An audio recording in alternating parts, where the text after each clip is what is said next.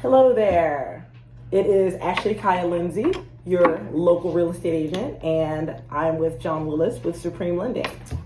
Hello, hello. How are we doing? Hello. I am doing fine. Good. So this is Questions with Kaya. I'm Kaya. And simple question. What is the difference between a pre-qualification and a pre-approval?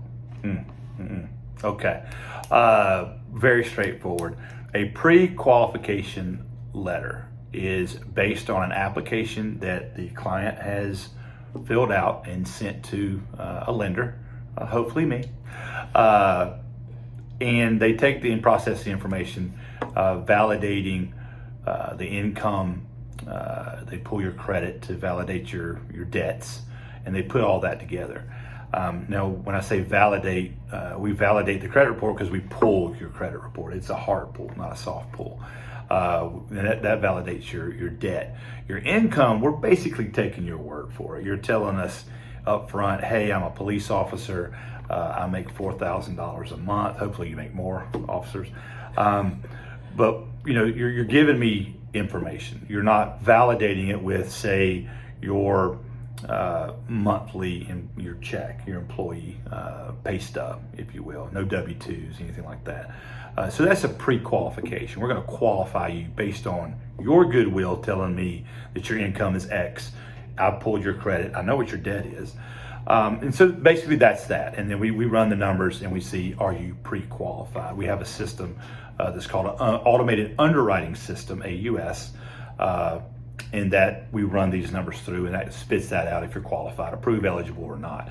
By the same token, a pre-approval, I will say this, folks, pre-approvals are worth it. It's almost putting you in a cash buying position with your real estate agent. I think I could say this for most real estate agents. I know I can for this one. Love your pre-approval, pre-qualification, not bad, but if you'll take the extra time to do a pre-approval, and what is that? Now we're going to validate that income. We're going to get that W-2. We're going to get that pay stub. We're going to get your assets that you're going to be using for those closing funds and your down payment. We're going to look at, are you using your 401k? How much do you have in there? You can only use 75% of that as residual reserves. So anyway, in other words, we're going to get really deep into it for a pre-approval. But how long does a pre-approval take? As long as it takes for you to send me your documents. Typically that's a couple days to get that into underwriting. So what that is a pre-approval goes through the underwriting process, validating everything I mentioned earlier, comes back with you're either approved or you're not. If you're not, we'll address that too. But hopefully we got a pre-approval that, again, we print that out, we send that. And again, when you're at the negotiating table or your agent, like Kaya is at the negotiating table, laying out that contract, when you have a pre-approval, they basically can say, hey, we're ready, and that also shortens your time frame to closing. That's a huge thing. A lot of buyers don't understand that, especially first-time home buyers. But if you'll take the extra couple days to do the pre-approval process, it's well worth it. And you've done your due diligence. We've done our due diligence.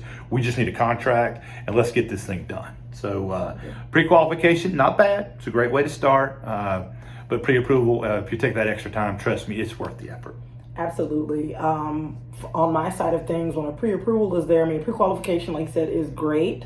We are glad that we generally have it. But, ultimately, as an agent, we know that this is also going off, some of this information is going on essentially the word of your client, as opposed to having it validated by the lender and then being able to say, yeah, we are ready to go, and then almost the closing, like I said, the time frames can be smaller. And in a market, even if it's shifting or no matter what, you want to be able to have the strongest offer. And I don't feel confident being able to waive contingencies and stuff like that if I'm not sure how everything can be. But if you're already pre-approved, then I'll feel more confident being like, okay, we can have a 7-day financing contingency or a 0-day financing contingency. If we're confident that you are where you need to be. But if you just have a pre-qualification and we've got some maybe things that might need to get worked on, I won't feel, like I have your best interest at heart, waiving contingencies that I feel more comfortable waiving if you had a pre-approval. Right.